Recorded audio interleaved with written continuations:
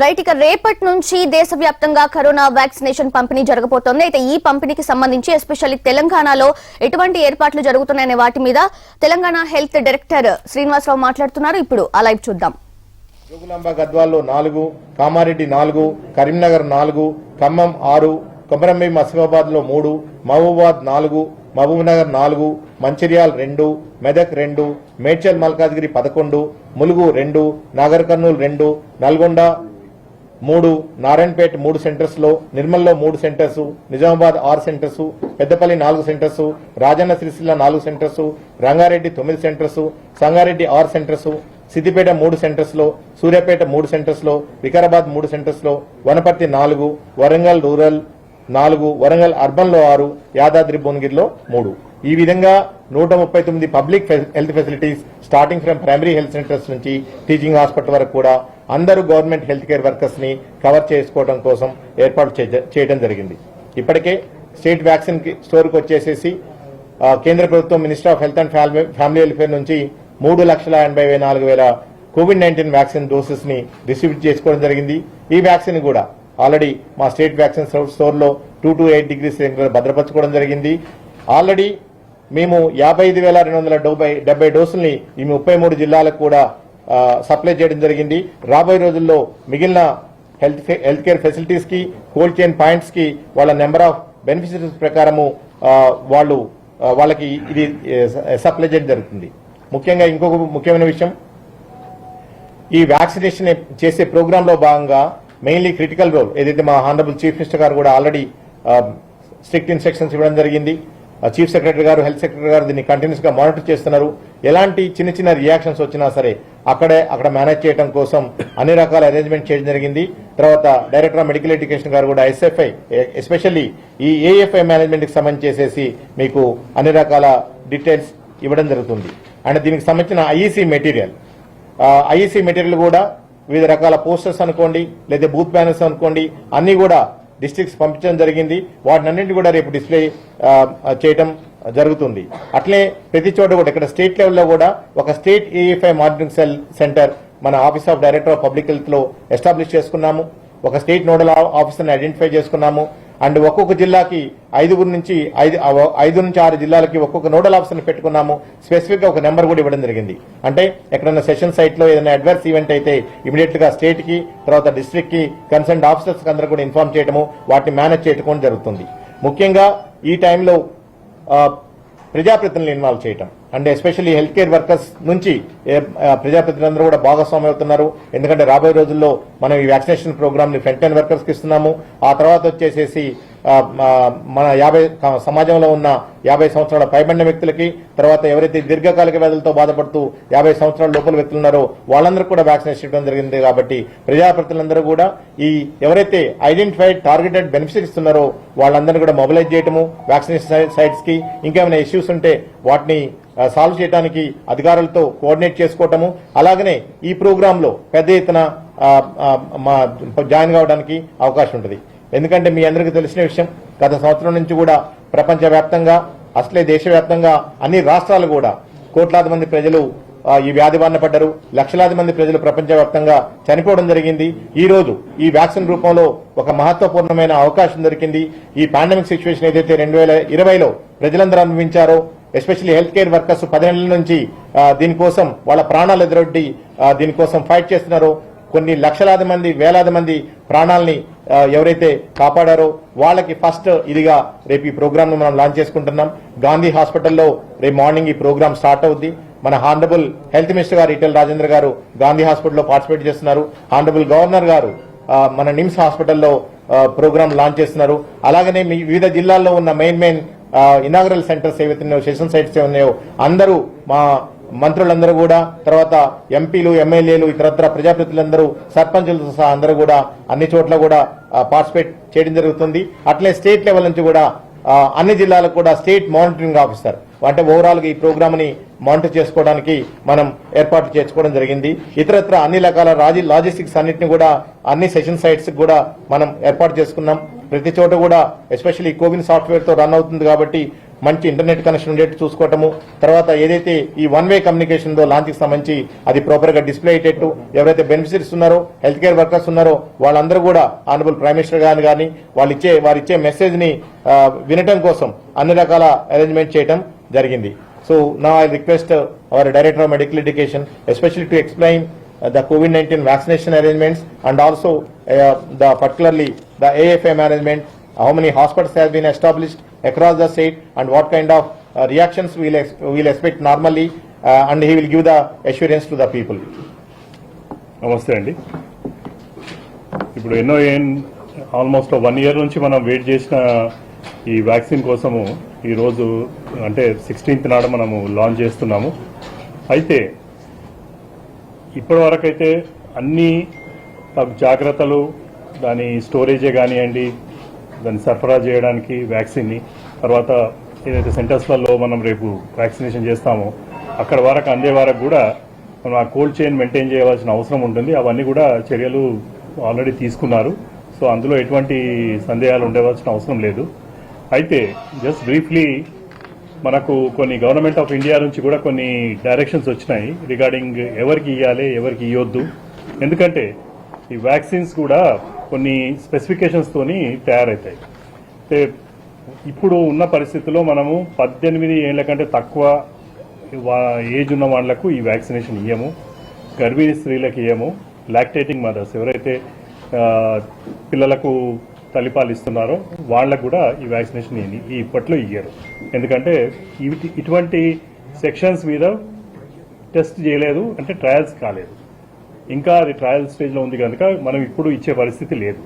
ఇదే కాకుండా ముఖ్యంగా ఏంటంటే ఎవరికైనా ఇంతకుముందు ఏదైనా డ్రగ్స్ నుంచి సీవియర్ అనఫిలాక్టిక్ రియాక్షన్ అంటారు, అంటే ఇమీడియట్లీ మనము వ్యాక్సినేషన్ కానివ్వండి ఏదైనా డ్రగ్ తీసుకున్న తర్వాత ఇమీడియట్లీ ఏమవుతుందంటే వాళ్లకు రియాక్షన్ వస్తుంది, అంటే ఊపిరి తీసుకోవడం కష్టం కానివ్వండి, అటువంటి కొన్ని అనఫిలాక్టిక్ రియాక్షన్స్ అంటారు మెడికల్ టర్మ్లో. అటువంటిది ఎవరికైనా వచ్చినట్లయితే వాళ్లకు వ్యాక్సినేషన్ ఇయ్యం. ఇది మనము పేషెంట్కి ఎప్పుడైతే వ్యాక్సినేషన్ కానివ్వండి ఏ డ్రగ్ ఇచ్చే ముందు కూడా ఇవన్నీ కూడా హిస్టరీలో అడుగుతాము. అదే సేమ్ పాలసీ ఇక్కడ కూడా ఫాలో చేస్తారు. రేపు ఇంక్లూడింగ్ హెల్త్ కేర్ వర్కర్ ఉన్నా సరే, ఒక డాక్టర్ ఉన్నా సరే, వాళ్ళది హెల్త్ అక్కడ హిస్టరీ తీసుకున్న తర్వాతనే మేము వ్యాక్సినేషన్ ఇస్తాము. ఎందుకంటే ఈ జాగ్రత్తలు తీసుకోవాల్సిన అవసరం ఉంది. ఇదే కాకుండా కొందరికి రక్తం గడ్డగట్టే కెపాసిటీ ఉండదు. అటువంటి వాళ్ళు, ఎందుకంటే ఇది ఇంట్రామస్కులర్లో ఇక్కడ ఇంజెక్షన్ ఇస్తారు కనుక వాళ్లకు అటువంటి ప్రాబ్లం ఉన్నట్లయితే అక్కడ రక్తం గడ్డగట్టకుండా ఒక స్వెల్లింగ్ లాగా తర్వాత ప్రాబ్లమ్స్ వస్తాయి. అటువంటి వాళ్ళకు కూడా వ్యాక్సినేషన్ ఇయ్యారు. వీళ్ళకి తప్పితే వేరే వాళ్ళలో ప్రతి ఒక్కరికి వ్యాక్సినేషన్ ఇవ్వడం జరుగుతుంది. ఇంక్లూడింగ్ కోమార్బిడిటీస్ ఉన్న రేపు హెల్త్ కేర్ వర్కర్స్ ఉన్నా కానీ వాళ్ళకు కూడా ఇస్తారు.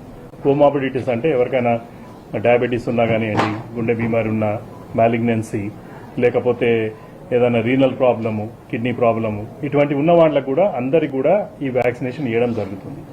అయితే కామన్గా వ్యాక్సిన్స్ ఈ వ్యాక్సిన్ అనేది ఒకటే ఇవాళ వచ్చింది కాదు. ఎన్నో రకాల వ్యాక్సిన్స్ మనము ఒకరోజు పాప నుంచి తీసుకుంటే వేరే వాళ్ళకు కూడా అడల్ట్స్ కూడా ఇస్తాము. అయితే కొన్ని ఇన్హెరెంట్గా వ్యాక్సిన్ ఇచ్చిన తర్వాత రియాక్షన్స్ లాగా కనిపిస్తాయి. యాక్చువల్లీ రియాక్షన్స్ కావాలి. అంటే ఒక వ్యాక్సినేషన్ ఇచ్చిన తర్వాత జ్వరం వస్తుంది. జ్వరం వచ్చిందంటే ఏంటంటే బాడీ ఆ వ్యాక్సిన్కి రియాక్ట్ అవుతుంది. కొందరికి ఎటువంటి దాని ప్రభావం కనిపించదు. మీరు నిజంగా చూస్తే వాళ్ళ తర్వాత ఇప్పుడు ఫర్ ఎగ్జాంపుల్ ఇందులో యాంటీబాడీస్ టెస్ట్ చేసినప్పుడు మీకు యాంటీబాడీస్ లెవెల్స్ రావాలంటే బాడీ రియాక్ట్ కావాలి. అయితే ఇప్పుడు ఈ వ్యాక్సిన్ ఇచ్చిన తర్వాత ఇనీషియల్ స్టేజ్లో కొందరికి ఆ వ్యాక్సిన్ ఇచ్చిన దగ్గర ఎర్ర కావచ్చు, లేకపోతే జ్వరం రావచ్చు, చెయ్యి నొప్పి వస్తుంది కొద్దిగా. ఇవన్నీ కామన్ ప్రాబ్లమ్స్. ఒక 1 or 2 డేస్లో జస్ట్ ఏదైనా పెయిన్ కిల్లర్, పారాసిటమాల్ టాబ్లెట్ తీసుకుంటే సరిపోతుంది. సెకండ్ టైం కూడా అంటే 28 రోజుల తర్వాత మళ్ళీ సెకండ్ డోస్ ఇవ్వాలి. అప్పుడు కూడా ఈ సిమిలర్ రావచ్చు, ఇంకా కొద్దిగా ఎక్కువ కూడా ఉండొచ్చు. ఎందుకంటే ఆల్రెడీ బాడీ ఈ వ్యాక్సిన్కి రియాక్ట్ అవుతుంది కనుక దానివల్ల ఇంకా కొద్దిగా ఎగ్జాగరేటెడ్ రియాక్షన్ కూడా ఉండే ఛాన్స్ ఉంటుంది. సో వీటి గురించి ఎవరు కూడా భయభ్రాంతులు కానవసరం లేదు. ఇవన్నీ కామన్ ఫినామినా. ఏ వ్యాక్సినేషన్లో అయినా ఇవి కామన్గా ఉంటాయి. అయితే ఎవరికో ఒకరికి లక్షలలో ఒకరికి కొద్దిగా సీవియర్గా అడ్వర్స్ రియాక్షన్స్ వస్తాయి. అంటే మేము దాన్ని AEFI అంటాం, adverse effects after vaccination or immunisation. ఇటువంటివి బై ఛాన్స్ ఎక్కడైనా వస్తే కూడా మన గౌరవ ముఖ్యమంత్రి గారు ఫస్ట్ డే నాటి నుంచి మాకు క్లియర్గా ఇన్స్ట్రక్షన్స్ ఇస్తున్నారు. ఇటువంటివి రావచ్చు, రాకపోవచ్చు, కానీ అన్ని హాస్పిటల్స్ ప్రతి జిల్లాలో కూడా మనకు హాస్పిటల్స్ని గేరప్ చేసి ఉండాలి, అక్కడ ఫెసిలిటీస్ ప్రొవైడ్ చేసి ఉండాలి. సో దట్ బై ఛాన్స్ ఇటువంటి ఏదైనా ప్రాబ్లం వచ్చినా కానీ ఇమీడియట్లీ మనం యాక్ట్ చేస్తాం. దీన్ని దృష్టిలో ఉంచుకొని ఆల్రెడీ మనము 57 హాస్పిటల్స్, అంటే teaching hospitals, district head quarters hospitals plus area hospitals, ఇవన్నిటిని కూడా రెడీ చేసి ఉంచాము. ఇవన్నీ మొత్తము తెలంగాణలో డిఫరెంట్ డిస్ట్రిక్ట్స్లో ఉన్నాయి. అయితే పెద్ద హాస్పిటల్స్ ఏవైతున్నాయో, టీచింగ్ హాస్పిటల్స్ కానివ్వండి, డిస్ట్రిక్ట్ హెడ్ క్వార్టర్స్ హాస్పిటల్లో మినిమం 10 పడకలు ఒక ICU క్రియేట్ చేసి పెట్టాము. ఇందులో మీకు ఆక్సిజన్ లైన్స్ ఉన్నాయి, వెంటిలేటర్స్ పెట్టాము. తర్వాత దానికి ఏవైతే మందులు ఉంటాయో ఈ మందులు కూడా అన్ని పొందుపరిచాము. ప్లస్ అక్కడ ఉన్న స్టాఫ్, ముఖ్యంగా మనకు దీనికి ఫిజిషియన్స్ కానివ్వండి, అనెసిస్, వీళ్ళందరూ కూడా అవసరం పడతారు. అక్కడ వీళ్ళది డ్యూటీ రోస్టర్స్ కూడా వేసి అన్ని రెడీగా సమకూర్చి పెట్టాను. ఇవి ఎందుకు చెప్తున్నామంటే it just reassuring every person that మీరు భయపడే అవసరం లేదు. ఎవరికో ఒకరికి లక్షలలో వచ్చే రియాక్షన్ కూడా మేము ఇంత మైన్యూట్ గా ప్లాన్ చేసి మేము చర్యలు తీసుకున్నాము. సో ఈ ప్రిపరేషన్ చేశాము. ఇది ఒక ఈ 5 రోజులు 6 రోజులు హెల్త్ కేర్ వర్కర్స్ కు వ్యాక్సినేషన్ ఇచ్చేవారికే కాదు, ఇది కంటిన్యూస్ ప్రక్రియ. మనకు మొత్తం వ్యాక్సినేషన్ ప్రక్రియ అయితే 8 నెలలు కావచ్చు, 9 నెలలు కావచ్చు, అన్ని రోజులు కూడా ఈ ఫెసిలిటీస్ అన్ని ఈ 57 హాస్పిటల్స్ లో ఉంటాయి. వీటిని అలానే ఉంచుతాము. ఎప్పుడు ఎక్కడ రియాక్షన్ వచ్చినా, ఇప్పుడు ఫర్ ఎగ్జాంపుల్ ఏదో ఒక రిమోట్ ఏరియాలో ఒక PSCలో ఇచ్చిన దగ్గర ఏదైనా ప్రాబ్లం వస్తే అక్కడ కూడా యాక్షన్ తీసుకుంటానికి అన్ని వ్యాక్సినేషన్ సెంటర్లలో కిట్స్ పెట్టారు. ముఖ్యంగా వీళ్ళకి ఇచ్చేది కొన్ని డ్రగ్స్ ఉంటాయి, అంటే స్టీరాయిడ్స్ ఇస్తారు, హైడ్రోకార్టిసోన్ అని ఇస్తారు, ప్లస్ అడ్రినలిన్ ఇంజెక్షన్స్ ఇస్తారు. ఇవి ఇమీడియట్ యాక్షన్ తీసుకుంటానికి. తర్వాత అవసరం ఉంటే ఆక్సిజన్ సప్లైస్ ప్రతి ప్లేస్ లో ఇంక్లూడింగ్ PSC లెవెల్లో కూడా మేము ఆక్సిజన్ సిలిండర్స్ పెట్టాము. ఎందుకంటే ఈ సదుపాయాలు ఇచ్చినాక నెక్స్ట్ ఆ పర్టికులర్ ఏరియాస్ లో అంబులెన్స్ ని కూడా స్టేషన్ చేశాం. అంబులెన్స్ కాకపోతే వేరే వెహికల్ స్టేషన్ చేశాం. So that patient immediately hire centre కి షిఫ్ట్ చేస్తానికి. సో ఎటువంటిది కూడా ఏ మైనర్ చిన్న రియాక్షన్ ఉన్నా కానీ ఇమ్మీడియట్లీ పేషెంట్ ని will be shifting him to A hire centre and will be taking care of. So as for as ఈ రియాక్షన్స్ గురించి అన్నెసరీ భయభ్రాంతులు కానవసరం లేదు. ఇది ఇప్పుడున్న లిటరేచర్ ప్రకారం అయితే ఇట్స్ ఏ సేఫ్ వ్యాక్సిన్. 2 కూడా వ్యాక్సిన్స్ ఏవైతే వచ్చినాయో, ఒకటి రికాంబినెంట్ టెక్నిక్ తో చేసింది, ఇంకోటి లైవ్ అటెన్యూటెడ్ వ్యాక్సిన్, 2 కూడా సేఫ్ వ్యాక్సిన్స్. ఇటువంటివి సిమిలర్ వ్యాక్సిన్స్ మనకు ఎన్నో ఉన్నాయి. సో దీన్ని మనం ఏదో కోవిడ్ కోసం కనుక దీన్ని ఏదో వేరే తీరుగా చూడవలసిన అవసరం లేదు. సో సేఫ్ గా ఈ రోజు ఇంకో కొన్ని రోజులలో మనము హెల్త్ కేర్ వర్కర్స్ కంప్లీట్ చేస్తాము, దాని తర్వాత ఫ్రంట్ లైన్ వర్కర్స్ కంప్లీట్ చేస్తాము.